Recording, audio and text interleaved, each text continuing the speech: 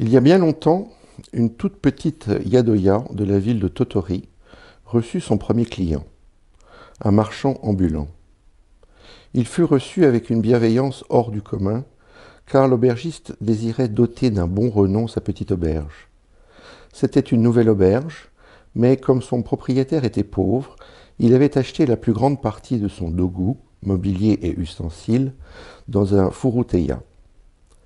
Néanmoins, tout était propre, réconfortant et coquet. Le visiteur mangea de bon cœur et but abondamment du bon saké chaud, ce après quoi on lui prépara un lit douillet sur le plancher, où il s'allongea pour dormir. Or, en général, on dort bien après avoir bu abondamment du saké chaud, surtout si la nuit est fraîche et le lit très confortable. Mais après un très bref sommeil, le visiteur fut réveillé par un bruit de voix dans sa chambre, de voix d'enfants qui se posaient l'un à l'autre toujours les mêmes questions. Anisan Samukaro? Omae Samukaro? La présence des enfants dans sa chambre pouvait ennuyer le visiteur sans vraiment le surprendre, car dans ces hôtels japonais, il n'y a pas de porte, mais simplement, d'une pièce à l'autre, des cloisons de papier coulissantes. Il lui sembla donc que des enfants, par erreur, s'étaient dans l'obscurité aventurés dans sa chambre. Il proféra, avec douceur, une réprimande. Un moment, ce fut le silence. Mais une voix suave, plaintive et fluette eut au fait de s'enquérir à portée de son oreille. Anisan Samukaro, grand frère, a probablement froid. Puis une autre voix, suave elle aussi, répondit d'un ton caressant. Omae Samukaro? Non, mais toi, tu as probablement froid. Il se leva, ralluma la bougie à l'andon et regarda dans la pièce. Il n'y avait personne. Les sojis étaient tous fermés. Il examina les placards qui étaient vides. Étonné, il se rallongea en laissant la lumière allumée. Aussitôt, il entendit à nouveau les voix s'élever près de son oreiller sur un ton de lamentation. Anisan Samukaro? Omae Samukaro? Alors, pour la première fois, il se sentit parcouru d'un frisson, qui n'était pas dû à la fraîcheur de la nuit. À maintes reprises, il entendit ces voix et fut de plus en plus effrayé, car il savait qu'elles provenaient du futon. C'était la courte pointe, qui poussait ainsi des cris. Il rassembla à la hâte ses quelques affaires, descendit l'escalier, réveilla l'aubergiste et lui raconta ce qui était arrivé. Alors, fort courroucé, l'aubergiste répondit que pour satisfaire l'honorable visiteur tout ait été fait, telle est bien la vérité. Mais trop d'auguste saké, l'honorable visiteur ayant bu, de mauvais rêves il fut victime. Le visiteur cependant insista pour payer immédiatement ce dont il était redevable et se mettre à la recherche d'un autre gîte. Le soir suivant, un nouveau visiteur s'en vint demander une chambre pour la nuit. À une heure avancée, l'aubergiste fut réveillé par son hôte, avec la même histoire. Mais, aussi étrange que cela puisse paraître, cet hôte n'avait pas bu le moindre saké. Soupçonnant quelque complot dicté par l'envie pour ruiner son affaire, l'aubergiste répondit avec passion. Afin de vous plaire, tout a été honorablement mis en œuvre. Et voilà, malgré tout, que vous proférez des paroles vexatrices et de mauvais augure. Que mon auberge soit pour moi le seul moyen de gagner ma vie, pourtant, vous le savez, de dire de telles choses vous n'avez donc aucun droit. Alors le visiteur, s'emportant à son tour, proféra des paroles encore plus venimeuses, et les deux hommes se quittèrent dans une colère noire. Mais après le départ du visiteur, l'aubergiste, trouvant tout cela très étrange, monta dans la chambre vide pour examiner le futon. Ce faisant, il entendit les voix, et découvrit que les visiteurs n'avaient dit que la vérité. Une courte pointe, une seule, parlait. Les autres se taisaient. Il l'emporta dans sa chambre et la garda sur lui tout le reste de la nuit. Anisan Samukaro, Omae Samukaro? Les voix allèrent bon train jusqu'à l'aube, de telle sorte qu'il ne put dormir. Mais au petit matin, il se leva et alla trouver le propriétaire du furuteya où le futon avait été acheté. Le vendeur n'était au courant de rien. Il avait acheté le futon dans un tout petit magasin et le patron de ce magasin l'avait lui-même acquis d'un marchand plus pauvre encore, qui habitait dans quelques banlieues très retirées de la ville. L'aubergiste se rendit chez l'un, puis chez l'autre, et les questionna. Enfin, on découvrit que le futon avait appartenu à une famille misérable, et qu'il avait été acheté au propriétaire d'une petite maison où la famille avait habité dans les environs de la ville. Or, voici l'histoire du dit futon. Le loyer de la petite maison n'était que de 60 cents par mois, mais cette somme même était trop élevée pour ces pauvres gens. Le père ne gagnait que 2 ou 3 yens par mois, et la mère, malade, se trouvait dans l'incapacité de travailler. Il y avait 2 enfants, 2 garçons, respectivement âgés de 8 et 6 ans. Il n'était pas de totori. Un jour d'hiver, le père tomba malade, mourut après une semaine de souffrance et fut enterré. La mère, souffrante depuis longtemps, le suivit, et les enfants se retrouvèrent seuls, sans personne à qui pouvoir demander de l'aide. Pour vivre, ils se mirent à vendre ce qu'ils possédaient, c'est-à-dire peu de choses. Les vêtements de leurs parents disparus, et une grande partie des leurs, quelques couvre-pieds de coton, quelques misérables ustensiles domestiques, un hibachi, des bols, des tasses et autres bagatelles. Un jour ne s'écoulait pas sans qu'ils ne vendissent quelque chose, jusqu'au jour où il ne restera plus rien qu'un futon. Le jour vint où ils n'eurent rien à manger, et le loyer se trouvait impayé. Le terrible Daikan, la saison la plus rigoureuse, était arrivé, la neige s'était amoncelée et était ce jour-là trop épaisse pour leur permettre de s'aventurer trop loin de la petite maison.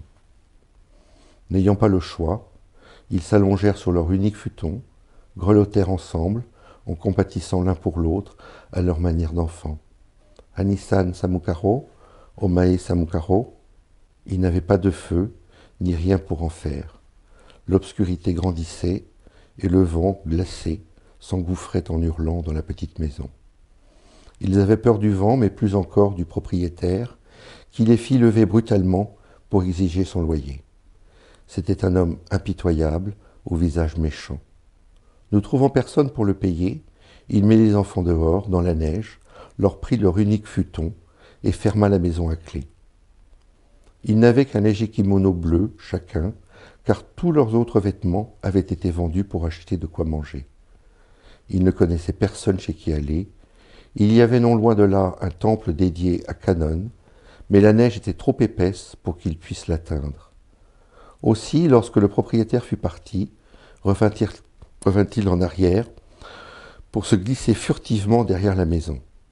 Le froid les engourdissait, mais ils dormirent enlacés pour se tenir chauds. Pendant leur sommeil, les dieux les recouvrirent d'un nouveau futon, d'une blancheur spirituelle et d'une grande beauté. Jamais plus ils ne ressentirent le froid, ils dormirent là de nombreux jours. Puis, quelqu'un les découvrit et leur prépara un lieu de repos dans le Akaba du temple de Kanon, aux 1000 bras de miséricorde. En apprenant tout cela, l'aubergiste fit don du futon au prêtre du temple et ordonna que fût récité le Kyo à l'intention de ces petites âmes. Le futon, dès lors, cessa de parler.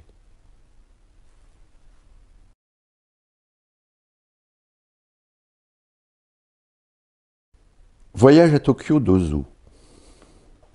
Admirable film que ce voyage à Tokyo, tendre et déchirant, qui nous fait entendre la paisible rumeur de la vie, parfois traversée d'un cri étouffé.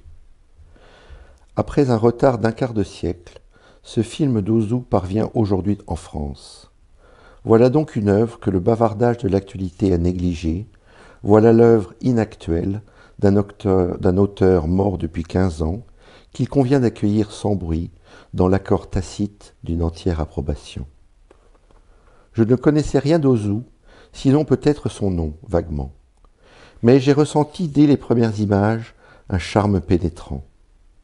Était-ce la nostalgie de retrouver dans toute sa vérité ce Japon des années 50 où j'ai passé, si cette expression a un sens, les plus belles années de ma vie?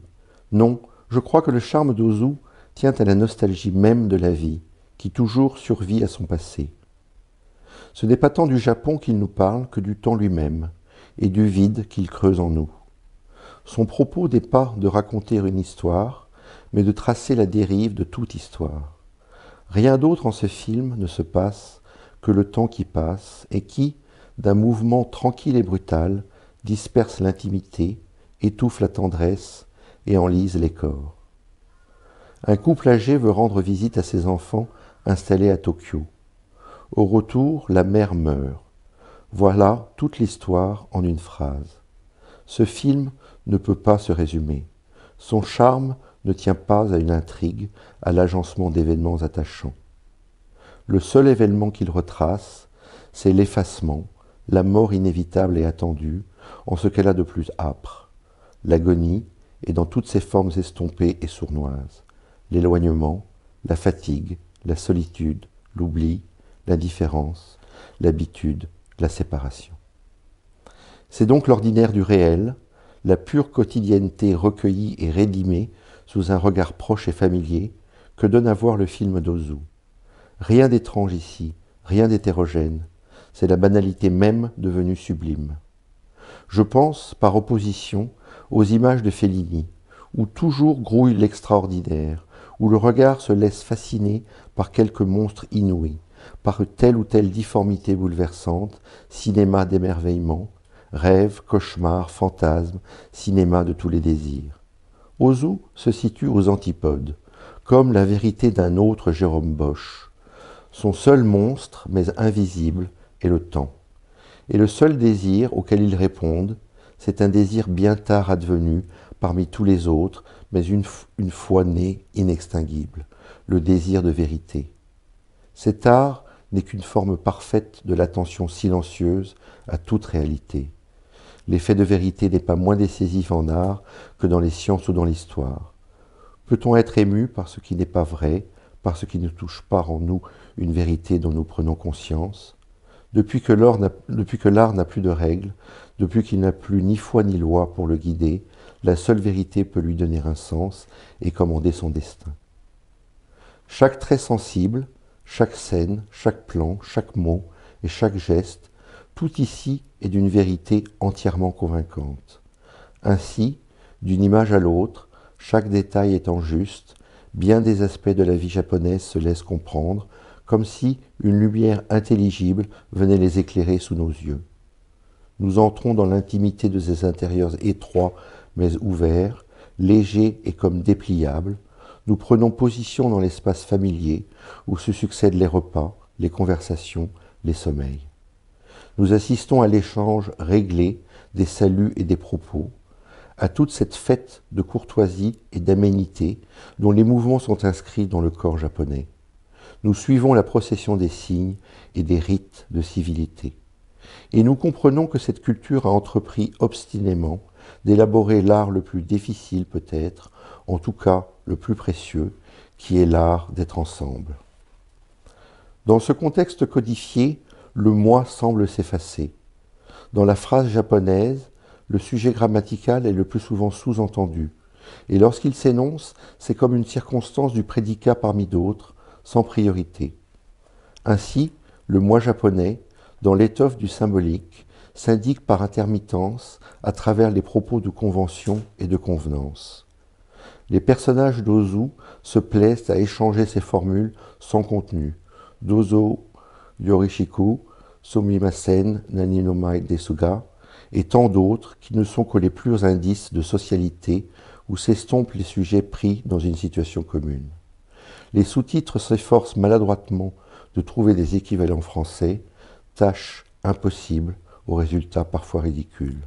Mais dans la symphonie des signifiants bien composés, le sujet se laisse deviner de place en place, à une inflexion de la voix, à la fixité d'un regard, un remous se propage dans l'ample broderie des motifs rituels, et sans se traduire jamais, il se trahit toujours.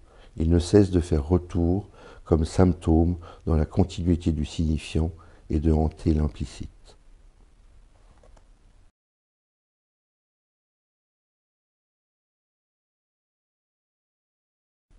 Extrait d'un discours prononcé au banquet offert par tous les groupements de rapprochement franco-japonais de Tokyo, 15 janvier 1925.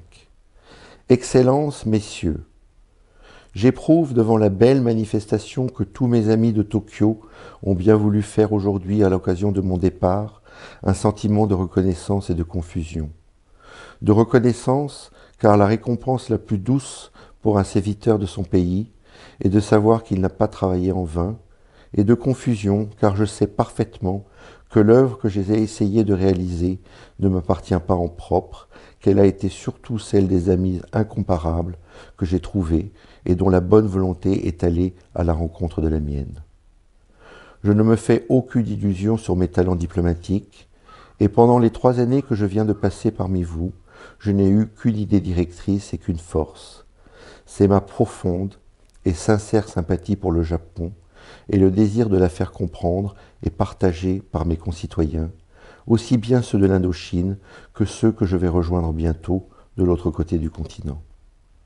Dans ce travail commun, dans cette collaboration du cœur et de la pensée, avec beaucoup d'amis connus et inconnus, beaucoup de liens se sont créés dont je sens la force au moment où je vais être obligé de rompre.